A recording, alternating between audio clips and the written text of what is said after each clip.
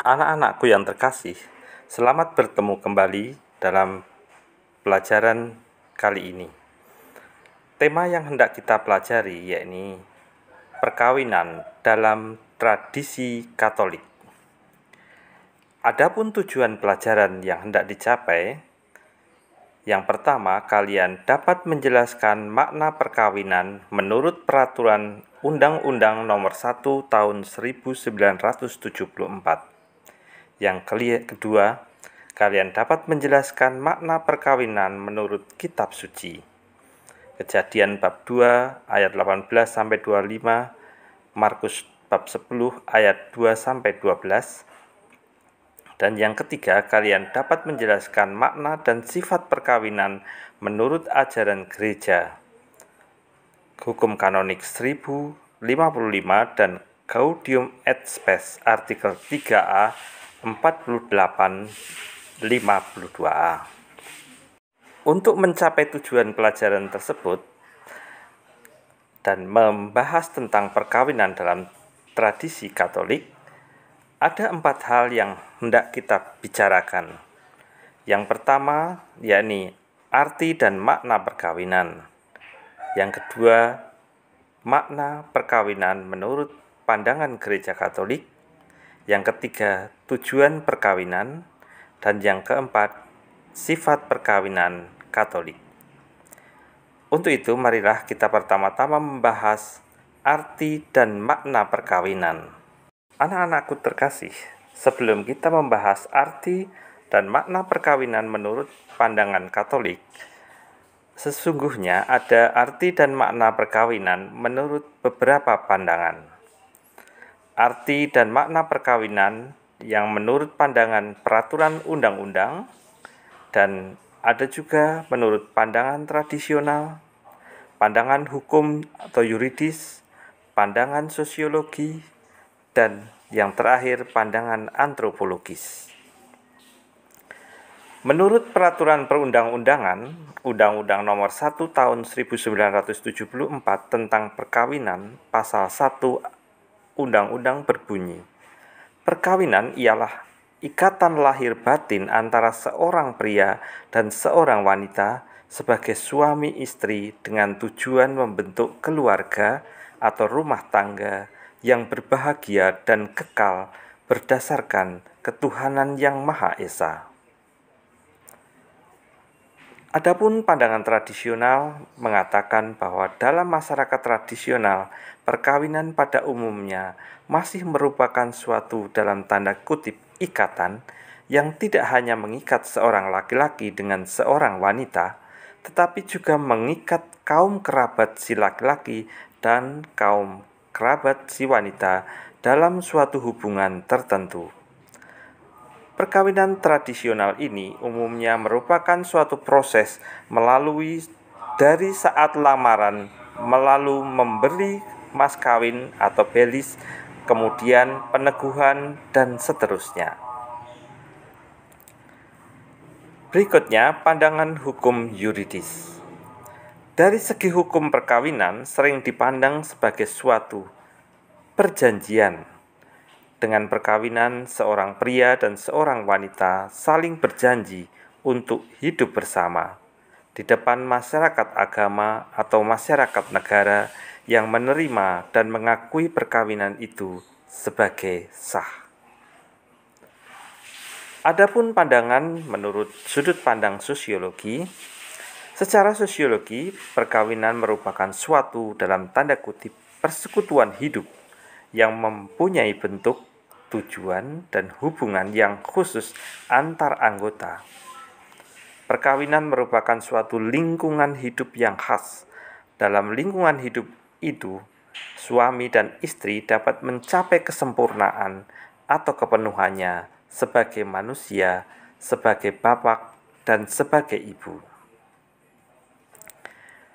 Adapun dari sudut pandang antropologis, perkawinan dapat pula dilihat sebagai suatu dalam tanda kutip persekutuan cinta. Pada umumnya, hidup perkawinan dimulai dengan cinta. Ia ada dan akan berkembang atas dasar cinta. Seluruh kehidupan bersama sebagai suami istri didasarkan dan diresapi seluruhnya oleh cinta. Anak-anakku yang terkasih, baru saja kita mendengar penjelasan tentang arti dan makna perkawinan menurut berbagai sudut pandang. Selanjutnya, pada bagian yang kedua ini, kita hendak mendengarkan penjelasan makna perkawinan menurut pandangan Gereja Katolik. Anak-anakku yang terkasih, makna perkawinan dari sudut pandang Gereja Katolik dapat dilihat dari dua sudut pandang. Yang pertama, perkawinan menurut kitab hukum kanonik, dan yang kedua, perkawinan menurut ajaran Konsili Vatikan II. Perkawinan menurut kitab hukum kanonik dapat diuraikan dari sudut pandang perkawinan sebagai perjanjian, yang kedua perkawinan sebagai kebersamaan, dan yang ketiga perkawinan sebagai sakramen. Anak-anak, dalam kanon 1055 diungkap paham dasar tentang perkawinan gerejawi. Di sana dikatakan antara lain tentang A. Perkawinan sebagai perjanjian.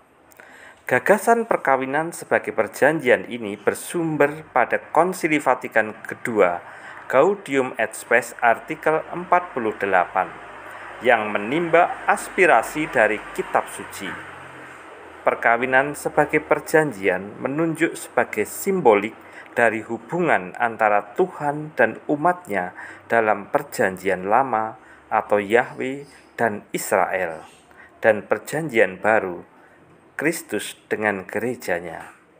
Tetapi dengan perjanjian ingin diungkap pula dimensi personal dari hubungan suami istri yang mulai sangat ditekankan pada abad modern ini. Hal kedua, yang B, perkawinan sebagai kebersamaan. Perkawinan sebagai kebersamaan seluruh hidup dari seorang pria dan seorang wanita. Kebersamaan seluruh hidup tidak hanya dilihat secara kuantitatif dalam artian lamanya waktu, tetapi juga secara kualitatif dari intensitasnya. Kebersamaan seluruh hidup harus muncul utuh dalam segala aspeknya, apalagi kalau dikaitkan dengan cinta kasih. Yang ketiga, perkawinan sebagai sakramen. Anak-anak, hal ini merupakan unsur hakiki perkawinan antara dua orang yang dibaptis.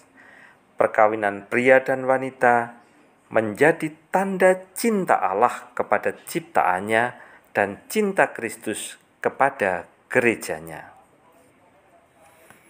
Selanjutnya, anak-anakku yang terkasih, bagaimana perkawinan menurut ajaran Konsili Vatikan II? Dalam Gaudium et Spes nomor 48 dijelaskan bahwa perkawinan merupakan kesatuan mesra dalam hidup dan kasih antara pria dan wanita yang merupakan lembaga tetap yang berhadapan dengan masyarakat. Karena itu, perkawinan bagi Gereja Katolik tidak sekedar ikatan cinta mesra dan hidup bersama yang diadakan oleh Pencipta dan dilindungi hukum-hukumnya. Perkawinan perlu pula dilihat sebagai perkawinan menurut bentuknya merupakan suatu lembaga dan hidup kemasyarakatan. Tanpa pengakuan sebagai lembaga, perkawinan semacam hidup bersama yang dipandang oleh masyarakat sebagai liar atau kumpul kebo.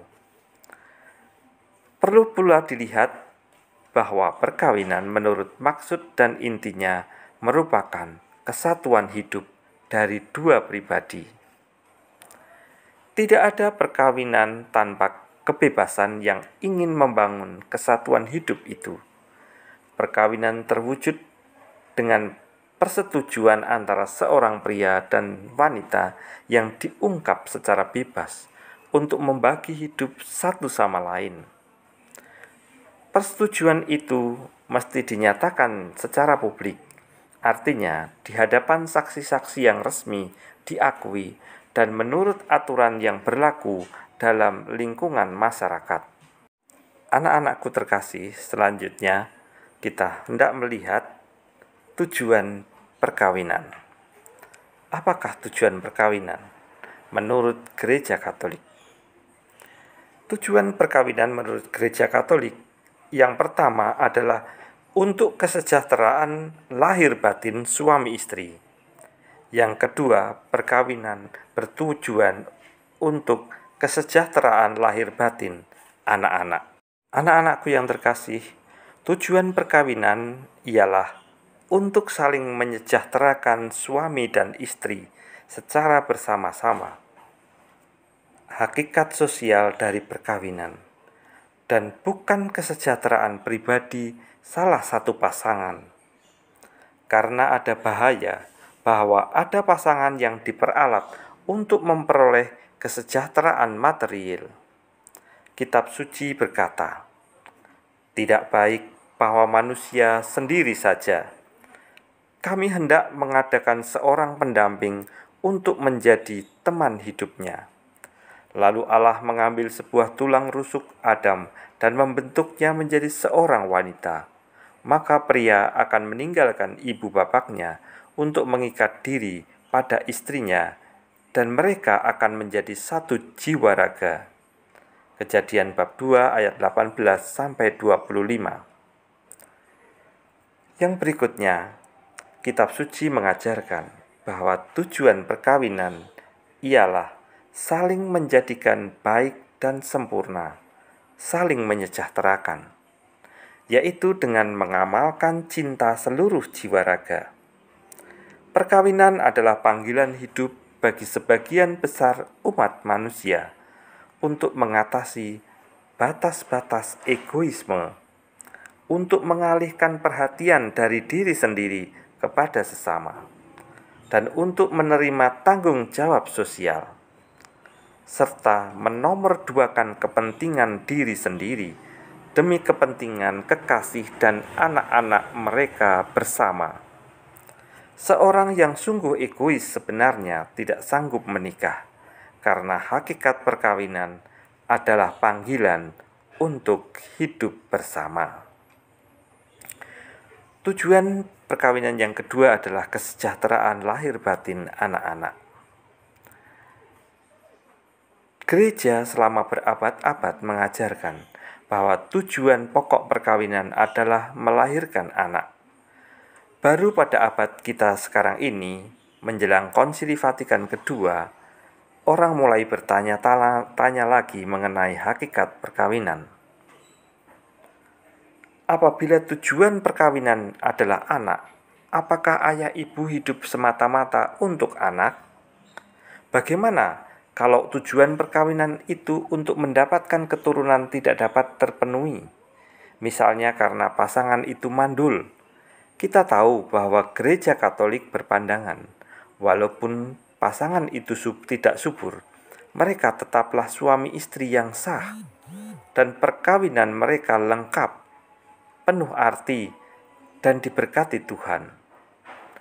Dalam dokumen-dokumen sesudah Konsili Vatikan kedua, Gereja tidak lagi terlalu mutlak mengatakan bahwa keturunan sebagai tujuan paling pokok dan utama. Anak-anak menurut pandangan gereja adalah anugerah perkawinan yang paling utama dan sangat membantu kebahagiaan orang tua. Dalam tanggung jawab menyejahterakan anak terkandung pula kewajiban untuk mendidik anak-anak. Karena telah memberikan kehidupan kepada anak-anak mereka, orang tua terikat kewajiban yang sangat berat untuk mendidik anak-anak mereka, dan karena itu mereka harus diakui sebagai pendidik pertama dan utama anak-anak mereka. Gaudium et Spes artikel 3a. Selanjutnya anak-anak, pendidikan anak menurut pandangan gereja harus mengarah pada pendidikan demi masa depan anak-anak. Anak-anak harus dididik sedemikian rupa sehingga setelah mereka dewasa dapat mengikuti dengan penuh rasa tanggung jawab panggilan mereka, termasuk juga panggilan khusus, dan memilih status hidup.